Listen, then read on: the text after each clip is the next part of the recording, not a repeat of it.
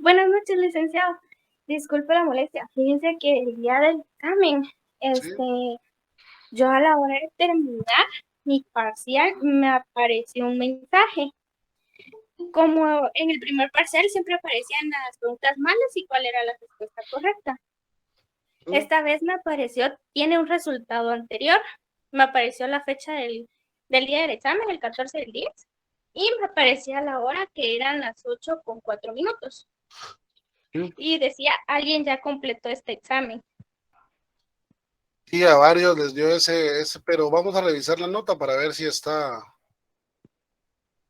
bien. Oye, voy a revisar un ratito, ahorita los vamos a coordinar eso. Ah, ok, muchas gracias. Sí, porque yo también le tomé screenshot y del lado derecho aparecían mis notas también, por cualquier cosa. Ah, va, perfecto. Ahorita lo vamos Gracias, a ver. licenciada. Bueno, ¿quién más se pedido la palabra? Y Olik, ¿Cómo estamos, José David? así rapidito, fíjese que yo no me pude examinar, ya envié correo a la coordinación, pero fíjese que se tardaron un montón en responder y ya me están diciendo que yo lo mandé después mi Ah, no, constancia, no tenga pero pena, no tenga ujú. pena. Yo el examen lo coordino yo, no con la coordinación, porque nos ha pasado muchas veces. Ok, no tenga pena, Bueno. ahorita vamos a coordinar eso. Bueno, gracias. Vean,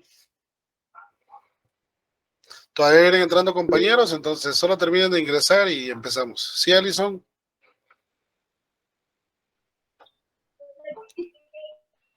Alison, te doy la palabra.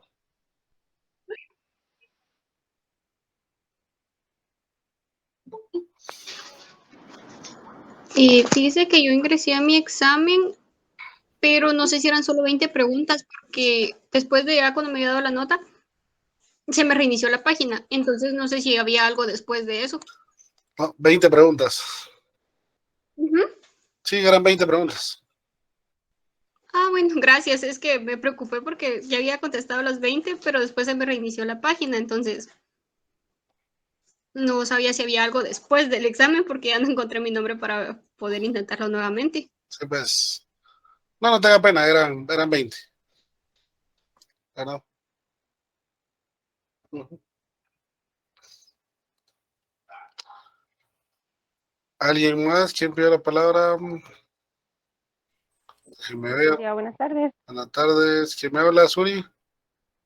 Sí, Dígame. con una molestia. Fíjese que el día del examen tuve que ingresar al hospital por quebrantos de salud. En la ya presenté mi constancia médica y dijeron que me coordinara con usted para el examen, Sí, entonces yo le quería ok, en un notificar. ratito vamos a coordinarlo el examen, ¿no? No tengan pena. Gracias, licenciado. Bueno,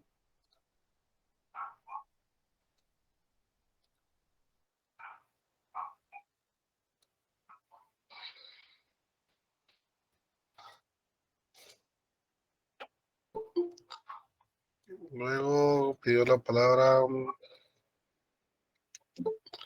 alguien más, ¿no?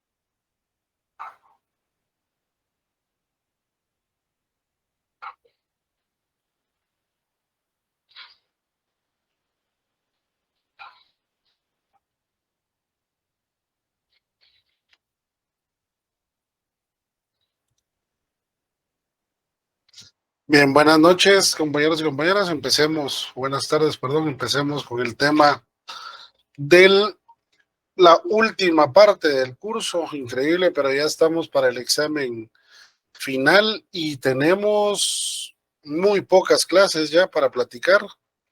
Tenemos el día de hoy, el día lunes, el Consejo Superior Universitario ya resolvió hoy en la mañana dar el día lunes como día asueto, por lo que los miro el día 2, el día 7, el día 9 y ya, creo que ya empezamos los exámenes, ¿verdad? Entonces, nos tenemos nada más 4 clases, si mal no estoy. Entonces, vamos a tratar de avanzar lo más posible. Si ustedes ven, empezamos exámenes el día 17. Entonces, bueno, todavía tengo yo las 2 clases de esa semana, el 14 y el 16. Qué bueno, entonces espero, todavía tengo esas 2 clases, aprovechémoslas. ¿Sí?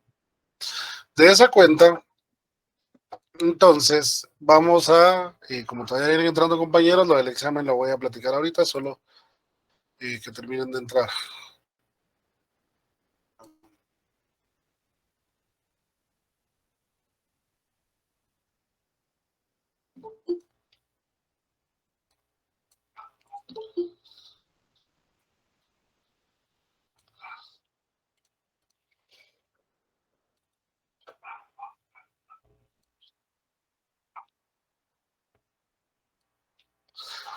Bien, ahora vamos a entrar a un tema que es bastante sencillo, porque lo vemos todos los días, pero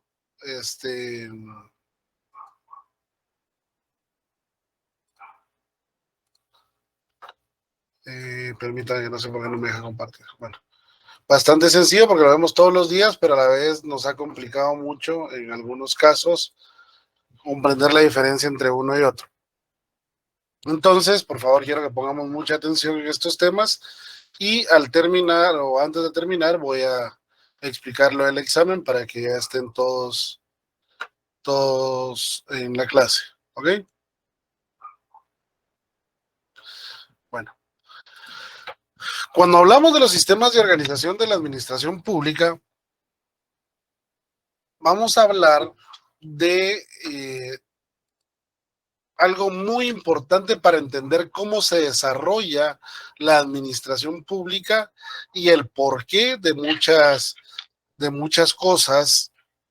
Acá es una extensión de lo que hemos hablado de la personalidad jurídica del Estado. Y pues tenemos que comprender que la administración pública, cuando se hace la separación de poderes, se establece al organismo ejecutivo, al organismo legislativo y al organismo judicial, y se deja al ejecutivo como el encargado de administrar. Pero luego suceden circunstancias en el Estado, porque el Estado se vuelve muy grande y se vuelve muy cobertor de todo lo que sucede. Ya hablamos que en su momento lo dijimos, mientras más derechos y más garantías da el Estado, más debe intervenir en el Estado en lo que hace el particular, y por lo tanto se convierte en un Estado tan grande que no logra cubrir todo y va creando nuevas dependencias. Eso ya lo entendimos con la forma orgánica del Estado, que la estudiamos en la unidad recién pasada. Y ahora tenemos que hablar de los sistemas de organización de la administración pública. Los sistemas de organización básicamente son 4 en la que está dividida la administración pública, que son los órganos centralizados y concentrados, los órganos desconcentrados, los órganos descentralizados y los órganos autónomos. Vamos a entender en esta unidad la diferencia entre uno y otro, las ventajas y las desventajas entre uno y otro, y vamos a aprender y entender por qué, por ejemplo, hoy se emite un acuerdo gubernativo del presidente de la República, ¿verdad? Del Consejo de Ministros, donde decide dar asueto el día, vaya que me dejaron un ejemplo bien fácil, ¿verdad? Un ejemplo que es bien entendible, dar asueto el 31 de octubre, ¿verdad? Como extensión, por decirlo así, del asueto del 1 de noviembre, y decide otorgar el día 31 de octubre también para poder, para que los empleados tengan descanso. Pero ¿qué es lo importante para mí de este acuerdo, digamos, para lo del curso? Vamos a ver, se los explico, solo le damos ingreso, que todavía vienen entrando. El acuerdo establece que objeto conceder, escuchen bien, conceder permiso laboral con goce de salario el día lunes 31 de octubre del año 2022 a los servidores públicos que prestan sus servicios en las entidades centralizadas y descentralizadas de la administración pública. Si ya le otorgó solo le otorga a las centralizadas y las descentralizadas, ¿por qué no le otorga a las autónomas? Porque el presidente no tiene competencia administrativa sobre las autónomas. ¿Quién es la máxima autoridad de la Universidad de San Carlos?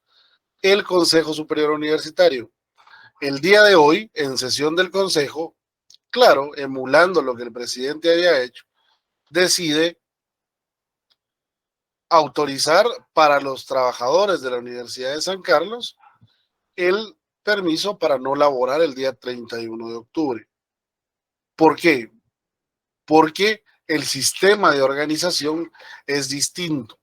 El ejecutivo, el presidente puede, y sobre algunas descentralizadas. Vamos a ver un poquito de eso. Y no puede decidir sobre las autónomas, ¿ok? Eso es parte de lo que vamos a entender ahorita nosotros, cuáles son unas y cuáles son las otras. ¿Ok? ¿Dudas?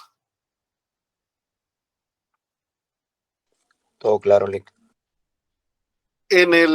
Ok. En el organigrama del Estado de Guatemala, en el organigrama que el gobierno tiene definido para el sector público,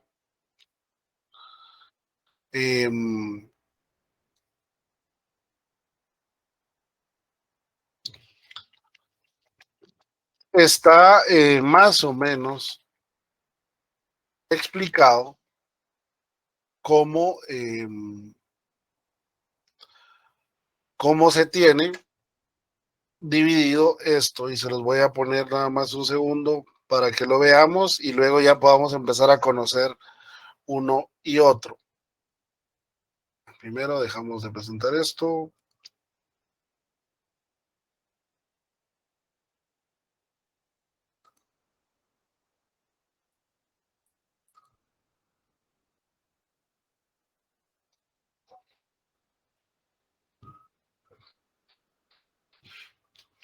Está un poquito,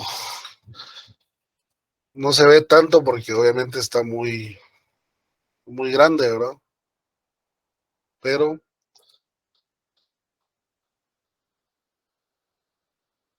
ahí lo tienen en pantalla, ¿verdad?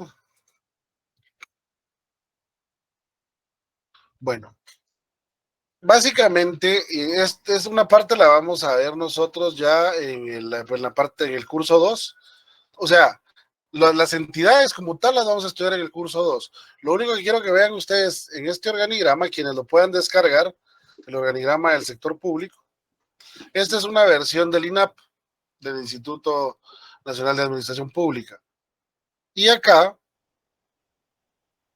se alcanza a ver que está el Ejecutivo el legislativo y el judicial, cada uno separado del otro, ¿verdad? Luego están, no sé si alcanzan a ver, la presidencia de la República y la vicepresidencia, y ellos dirigen a los ministros, a las secretarías y a toda la administración centralizada. ¿Sí? Luego van a ver abajo las descentralizadas, las empresas públicas y todo esto. Y acá a la derecha, un grupito especial, que es las que son autónomas, pero no autónomas por sistema, sino autónomas por circunstancias. Por ejemplo, el Tribunal Supremo Electoral. ¿En dónde encaja el Tribunal Supremo Electoral? Según la Constitución y la ley del electoral y de partidos políticos, los establece como un ente que no está supeditado a poder alguno del Estado, bajo la idea de que tenga la independencia de toma de decisiones en materia electoral. Entonces, es autónomo en toma de decisiones, pero a la vez no lo es porque no fue creado por el Estado, sino que tiene una circunstancia especial, me explico. Entonces, lo colocan a un lado como una forma de establecer, sí es autónomo, pero tiene circunstancias especiales. ¿Ok? Pero básicamente el ejecutivo y el judicial y el legislativo son poderes del Estado, no son ni centralizados, ni descentralizados, ni autónomos, ni desconcentrados, ni nada. Son poderes del Estado. Luego están los centralizados, que son todos los que dependen de la presidencia de la República, que son presidencia, vicepresidencia, ministerios, secretarías y demás dependencias que caigan de todos estos ministerios. Luego las descentralizadas, las empresas municipales, las empresas nacionales, todo eso. ¿Ok? ¿Estamos bien ahí? Eso lo pueden descargar ustedes tranquilamente de Google, ¿verdad? Sin ningún problema. ¿Dudas? Bueno, empecemos uno por uno entonces. Primero empecemos con la centralización o concentración administrativa. Este sistema existe desde que se crea y, bueno, tenemos que entender que en Guatemala, bueno, eso creo que lo vemos un poquito más adelante, las entidades son centralizadas, todas, hasta la Constitución de 1945, que nace la autonomía de la San Carlos, la autonomía del IX y todo eso. Luego se es perfeccionado en la de 1965 y luego ya en la de 1985 tenemos el sistema como actualmente lo conocemos. Antes de 1945, incluso la Universidad de San Carlos era centralizada. ¿Qué significa eso? O sea, significa que incluso los decanos y los profesores eran nombrados por el presidente de la República. ¿Sí? La autonomía es un logro de la revolución y ya explicaré a qué se refiere esa autonomía. Pero en lo que es centralización y concentración, que es lo que nos interesa, lo vamos a definir como el sistema o forma de organización administrativa que se basa en la jerarquía en la que se encuentra todo el poder de mando o toma de decisión en el órgano superior, o sea, es el Ejecutivo. ¿Quién es el órgano superior en el Ejecutivo? El presidente de la República. En la centralización existe un órgano supremo que coordina, que es el presidente, ya dijimos, dirige y supervisa la actividad administrativa, evidenciándose la correlación que existe entre el órgano que ordena y el subordinado que obedece. Simple y sencillamente centralizados son todos aquellos que están dentro del ramaje del organismo ejecutivo.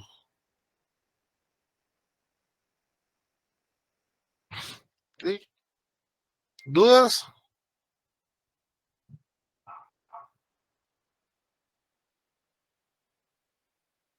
Todo claro, Luis. Todo bien.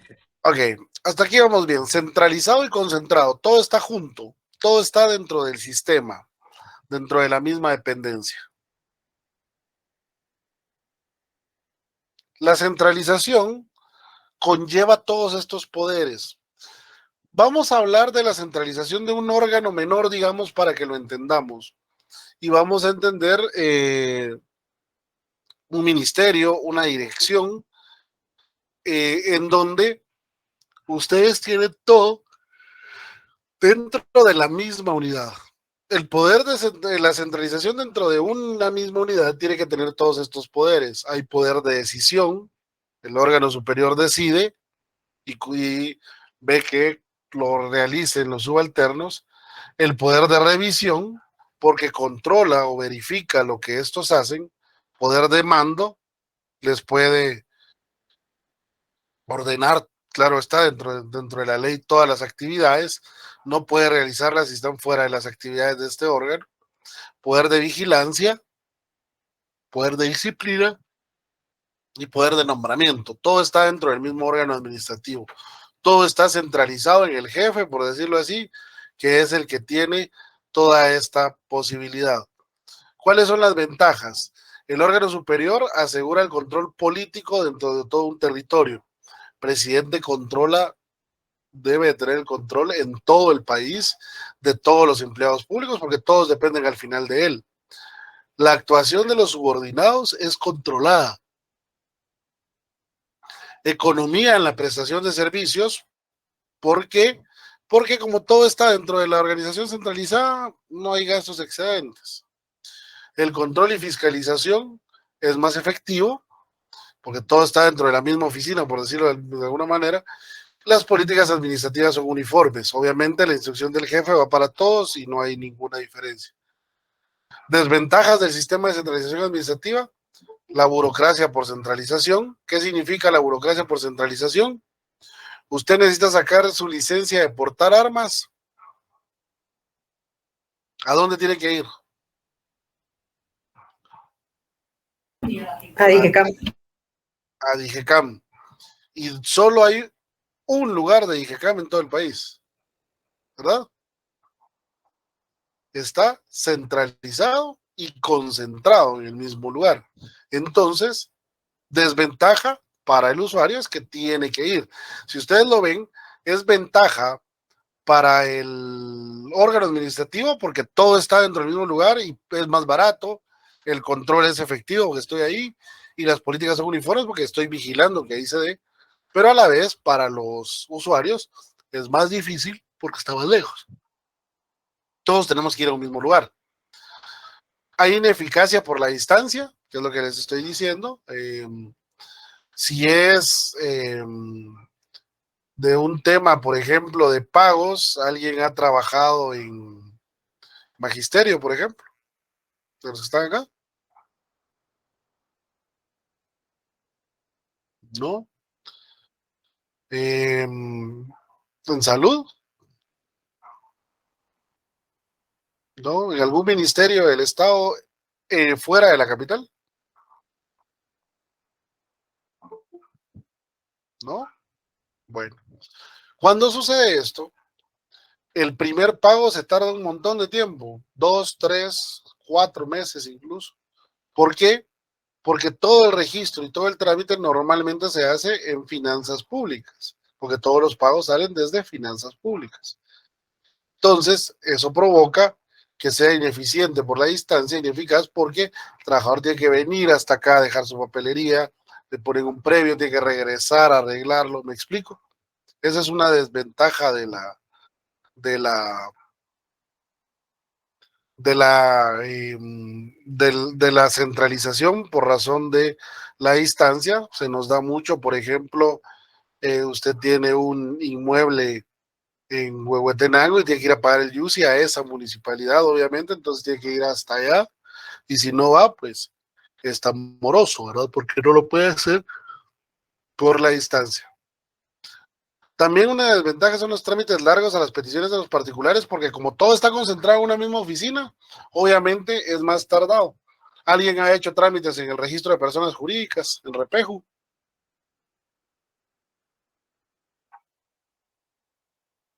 Nadie. Me estoy preocupando. No le, Me estoy preocupando. no le- Pero cuando le quitan a las municipalidades, ya me oigo también yo muy grande contando historias, ¿verdad? Pero no fue hace tanto. Cuando le quitan a las municipalidades el registro de las personas jurídicas, o sea, el registro civil, y una parte se la lleva el RENAP, otra parte se la lleva el Ministerio de Gobernación con personas jurídicas, resulta que ahora hay que ir a personas jurídicas y es tardadísimo.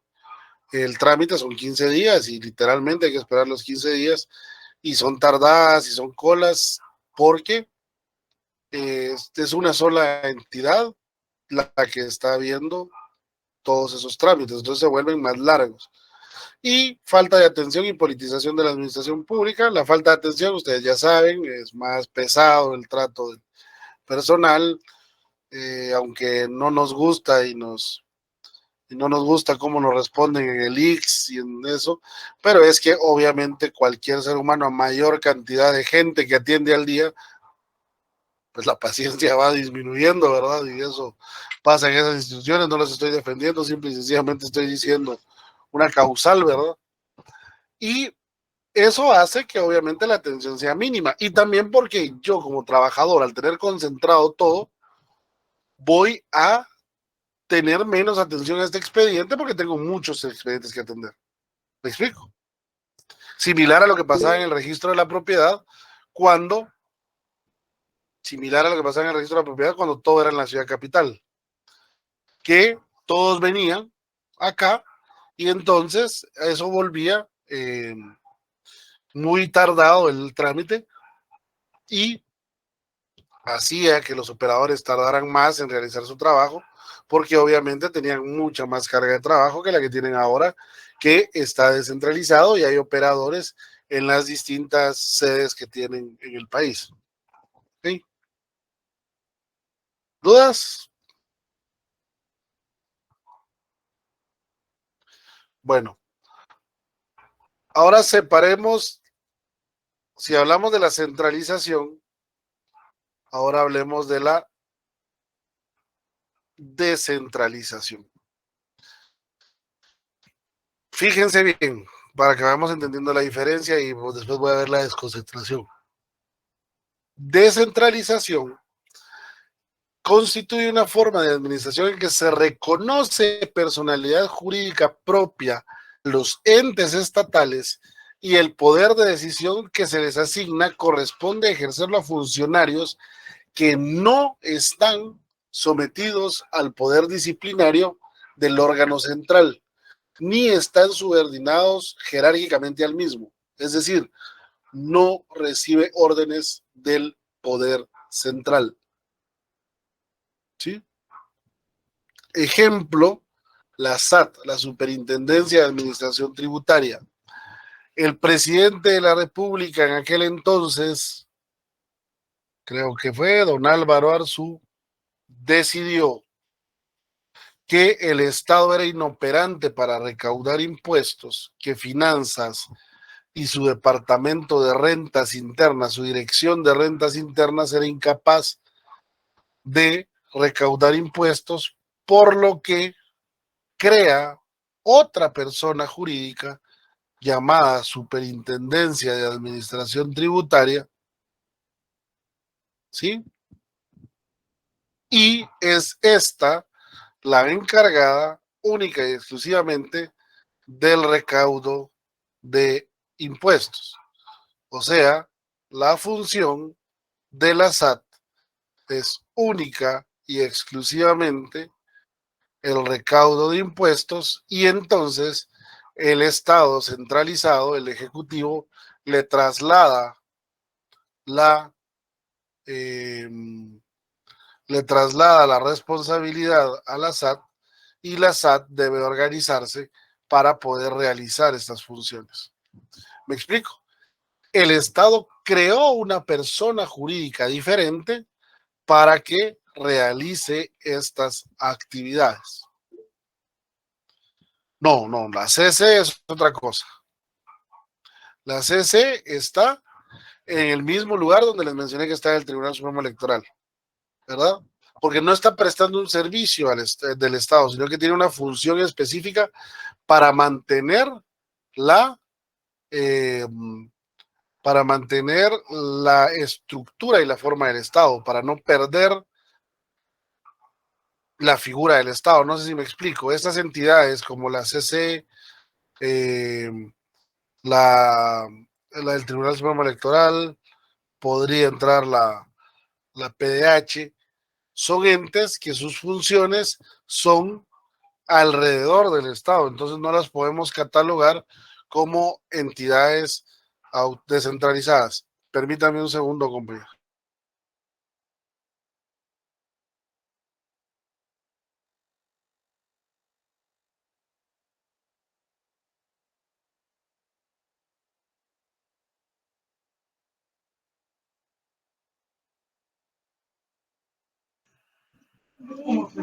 Lick se apagó su micrófono. Dijo que lo esperáramos un momento. Correcto, eso dijo.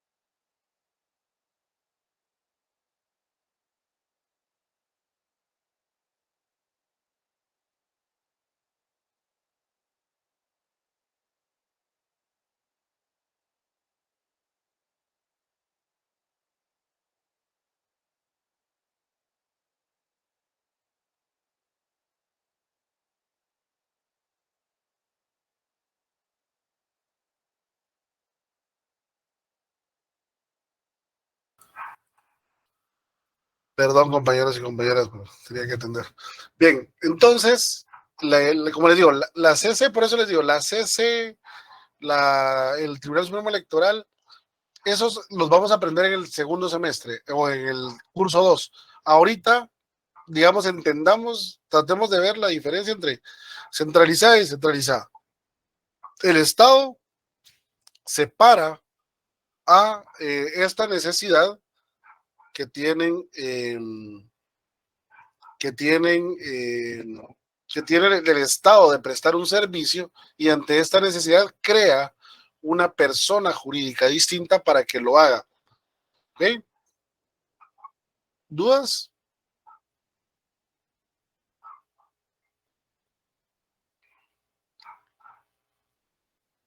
Bueno, continuemos entonces. Bien, ¿cuáles son las clases de descentralización administrativa? La descentralización administrativa puede ser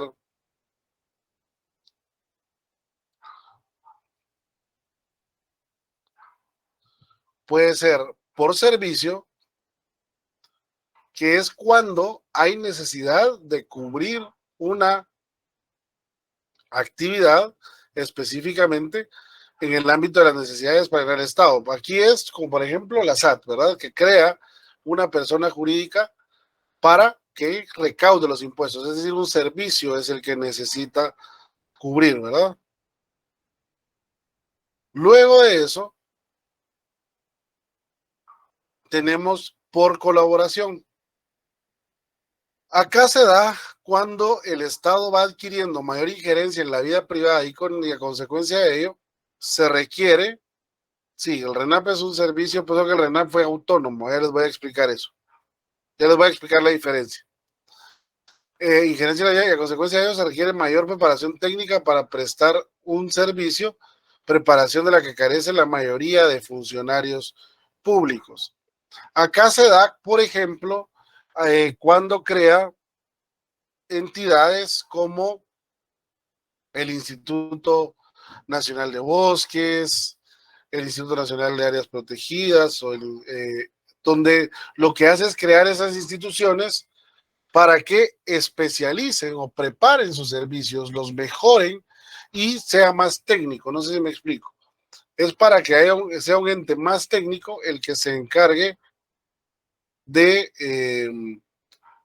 cubrir con una actividad que el Estado no está en capacidad, pero no en capacidad material, sino en capacidad técnica de realizar. Entonces, mejor que una unidad sea técnicamente mejor preparada para ello. ¿Ok? Y luego, por región, pero el MAGA es un ministerio, entonces el MAGA no aplica en esta.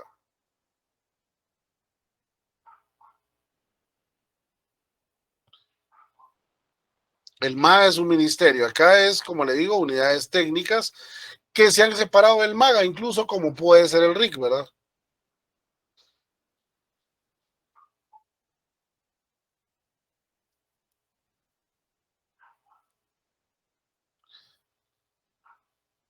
Y por último,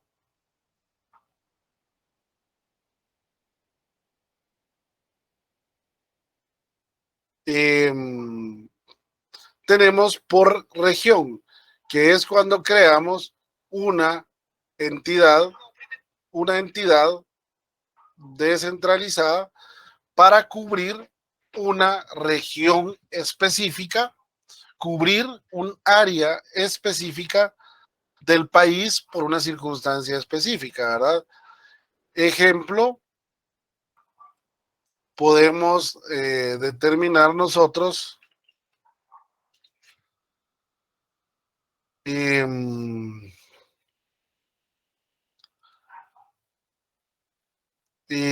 AMSA, por ejemplo, la autoridad para el manejo de la cuenca, autoridad para el manejo sustentable de la cuenca y del lago de Amatitlán, ¿verdad? Que es para una entidad, para una actividad específica,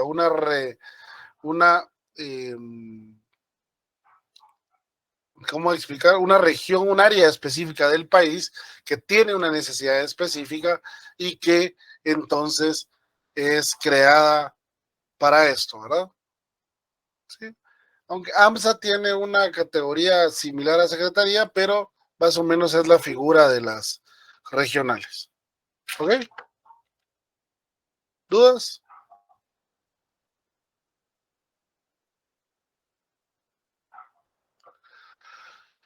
Características de la descentralización administrativa es lo primero, es que estamos transfiriendo el poder de decisión.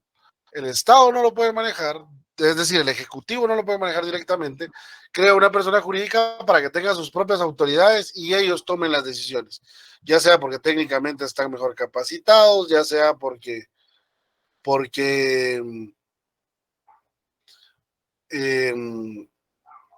ya sea porque técnicamente ya les dije, o porque el Estado no puede hacerse cargo de ese servicio y entonces exige eso, ¿verdad?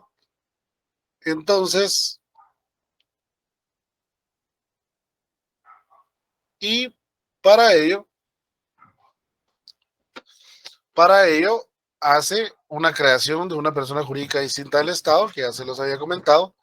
Esta persona es persona de derecho público, eso ya lo entendimos en su momento, pero mantiene cierta tutela o cierto control sobre estos entes descentralizados. ¿Cómo mantiene este control? Eso es muy interesante. Vamos a un ejemplo nada más para que lo vayamos viendo. ¿Cómo creen ustedes que el presidente de la República mantiene el control sobre la SAT, que el Ejecutivo mantiene el control sobre la SAT?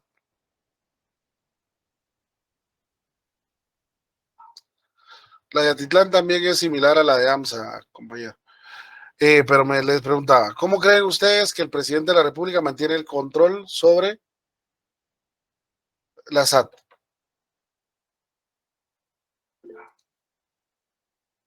Elección de directorio, fiscalización. Muy bien, Steven, el directorio.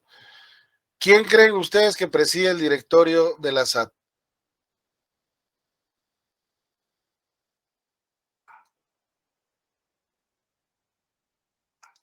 El directorio de la SAT lo preside el ministro de Finanzas Públicas. ¿Quién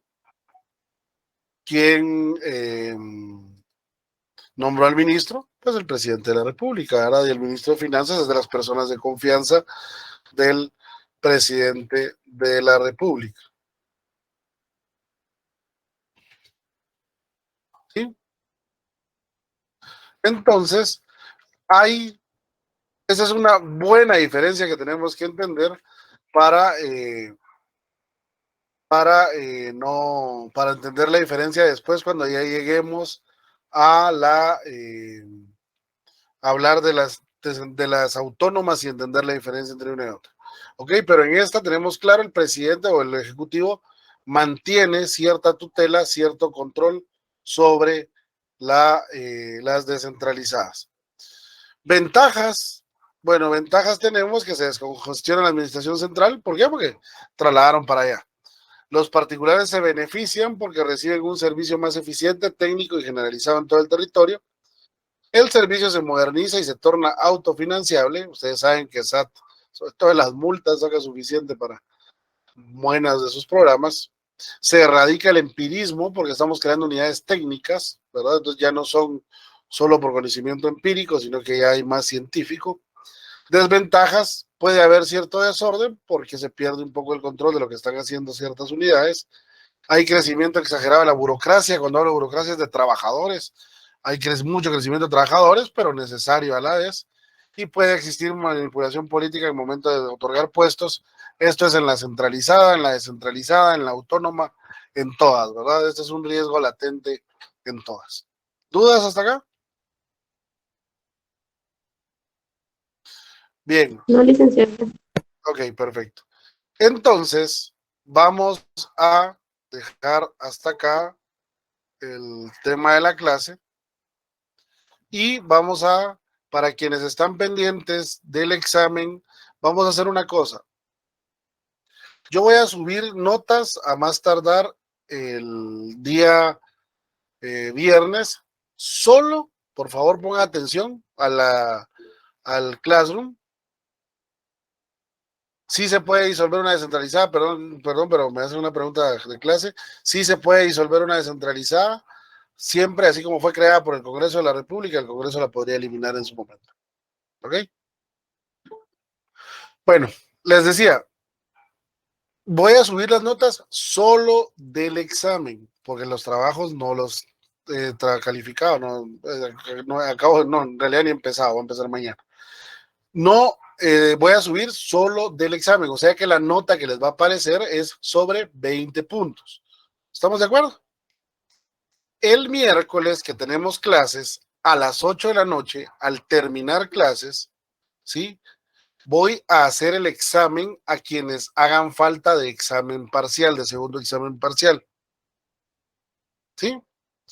Y como voy a subir notas el día